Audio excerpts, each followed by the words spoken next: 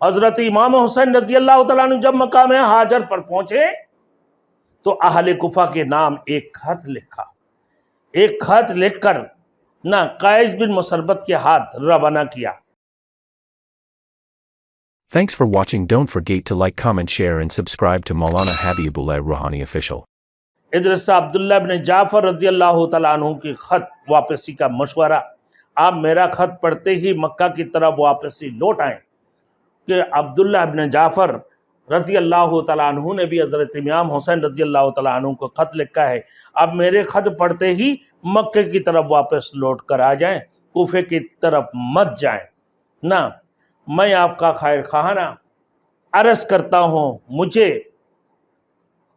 مجھے آپ کا ہلاکت کا خدشہ ہے، آپ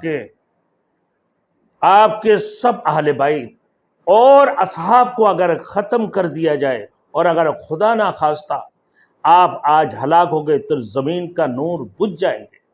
پھر والی مکہ عمر بن سعد کے پاس تشریف لے گئے اور اس سے کہا، اب کسی بھی صورت سے امام حسین رضی اللہ تعالیٰ عنہ کو سمجھا دیں، ان کے لیے ایک پروانہ امن کا لکھ دیں کہ آپ وعدہ نامہ یعنی وعدہ تحریری دے دیں کہ مکہ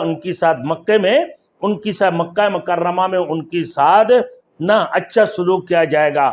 اور خط سنانے کے بعد فرمایا کہ میں حضور صلی اللہ علیہ وسلم کو خواب میں دیکھا کہ میں کسی کو کہوں گا اور نہ ہی کسی کو آپ تک کہا تھا، کہ میں خواب میں دیکھا کہ میں حضور صلی اللہ علیہ وسلم کو خواب میں دیکھا، اور خط سنانے کے بعد فرمایا حضور صلی اللہ علیہ وسلم کو میں خواب میں دیکھا کہ میں کسی کو کہوں گا اور نہ ہی کسی کو اب تک کہا تھا۔ یہ حضرت عبداللہ بن جعفر رضی اللہ تعالیٰ عنہ کے خطوط جو ہے نا پڑھ کے عمر بن سعد کے پاس جب تشریف لے گئے یہ بات کہہ دیا۔ پھر ابن زیاد حاکم کوفہ کی طرف سے حسین کی مقابلہ کی تیاری، اور ابن زیاد کی پولیس افسر جو تھے حسین بن نمیر تھا، حسین بن نمیر کو آگے بھیجا، قادسیہ پہنچ کر مقابلہ کی تیاری کرے۔ حضرت امام حسین رضی اللہ تعالیٰ عنہ جب مقام ہاجر پر پہنچے تو اہل کوفہ کے نام ایک خط لکھا، ایک خط لکھ کر نہ قیس بن مسربت کے ہاتھ روانہ کیا۔ تو اہل کوفہ کے نام ایک خط لکھ کر حضرت امام حسین رضی اللہ تعالیٰ عنہ نے قیس بن مسربت کے ہاتھ روانہ کیا، خط اپنے آنے کا اطلاع نہ، اور جس کام کے لیے اہل کوفہ نے ان کو بلایا تھا۔ یہ بات حضرت امام حسین نے کوفہ والوں کے لیے ذکر کیا۔ کوفہ والوں کے نام حضرت امام حسین کا خط اور قاصد کی دلارنہ شہادت، یعنی قیس بن مسربت کو چھت کے اوپر لے گئے، چھت کے اوپر چڑھا دو۔ قیس بن مسربت جب یہ خط لے کر اہل کوفہ کو سنانے کے لیے گیا تو انہیں گرفتار کر لی، گرفتار کر کے کہا کہ اس کو اٹھا کر چھت کے اوپر چڑھا دو نہ، اور کہو کہ حضرت حسین رضی اللہ تعالیٰ عنہ کو شب و شتم کرے اور لعن طعن کرے۔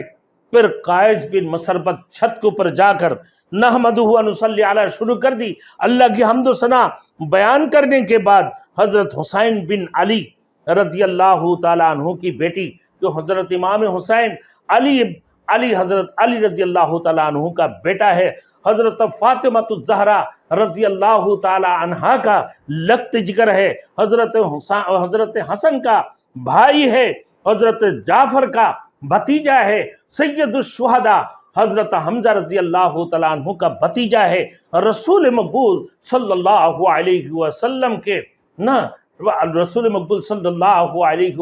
کے نواسہ ہے، جگر گشائے میرے دوستوں، جگر گشائے رسول ہے۔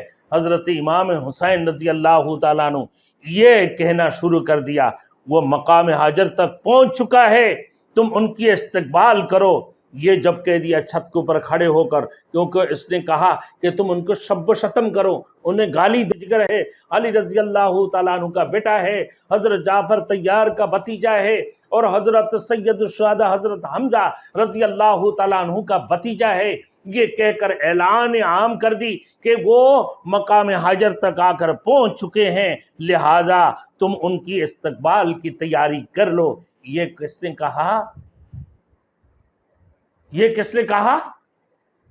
قیس بن مسربت نے۔ اب جیسے ہی یہ بات سنی ابن زیاد نے ان دلیریا جبازی پر حیران ہو کر رہ گیا اور حکم دیا کہ ان کو قصر کی بلندی سے نیچے پھینک دیا جائے۔ ایسا ہی کہ حضرت قیس بن مسربت ٹکڑا ٹکڑا ہو گیا۔